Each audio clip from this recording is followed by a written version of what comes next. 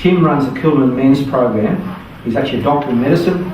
He actually has been helping us in the National Men's Health Policy. He came to the Men's Summit we had here in 2009, and we appreciate your work and your passion, and you're running this men's shelter very similar to what's happening in Batemans Bay here in Canberra, and reaching out to these men who are literally got nowhere else to go. Just come and share with us for a few minutes. Tim, give this guy a clap.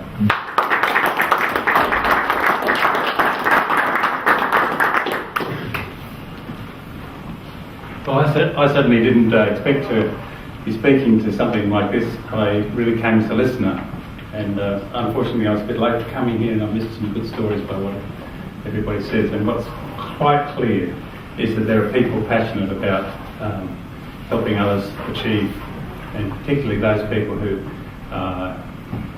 their lot in life has been that they've started to go down.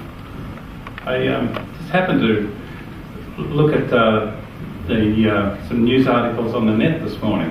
I don't usually do that, but I was interested in a speech by Nova Peris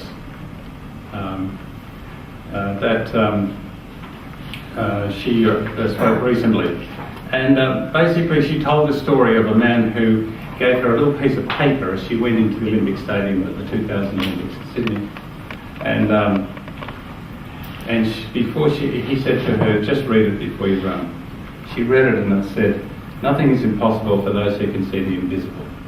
And he had been a guy who had been in jail, and that's what kept him sane and got him out. And somehow or other, I think that we have to give people a vision of what they can be. And isn't that what families are about? I read a little article in the Fitz Files. Well-known journalist, writes on Sydney Morning Herald on Saturdays, and it was just a little obituary about a man who rose to become the headmaster of Newington College in Sydney. And it said that he started off as a wallaby prior to the Second World War. When he came back, he trained to be a teacher, and he rose to be the headmaster of Newington College, where he spent all his time persuading little boys that they could do things that they never thought they could. What a fantastic obituary that would be. I think,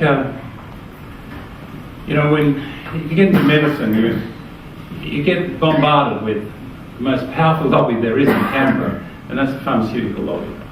And it doesn't escape the addiction industry. And most people think that if we can, give people antidepressants or anti-anxiety medications, we'll help them, we'll cure them. But it doesn't work like that. People have got to see something that they can do. And I've got a little saying in my head that says, you don't have to be brilliant, you just have to be there. And I think that's, what these stories are about. Somebody has come alongside somebody and given them a new dream of what they could do. And I think that's the role of the community. It's the role of every one of us. It's what we try to do in families, is to give people a dream of what they could be. And if you don't have a dream, you're not going to get where you need to go. I guess that's all I'm saying. And I would love to be a sort of person who inspired people to find their dream and to follow it, and to get mentors and get people around them so that they could punch through the difficult times. Quite a few of us, I would imagine, haven't had it that bad, but for those who have had it that bad, and I've got the same stories that everybody else has. It's hard to believe how bad life has turned out for something. And it's wonderful when you hear a story of a guy like Peter talked about, Brother Ronnie Williams. He was a good friend, and we miss him sorely. An inspiration. His daughter played goalkeeper for the Matildas. So that's a great story too. But yeah, that's all I'd like to say. If you aim at nothing, what are you going to hit?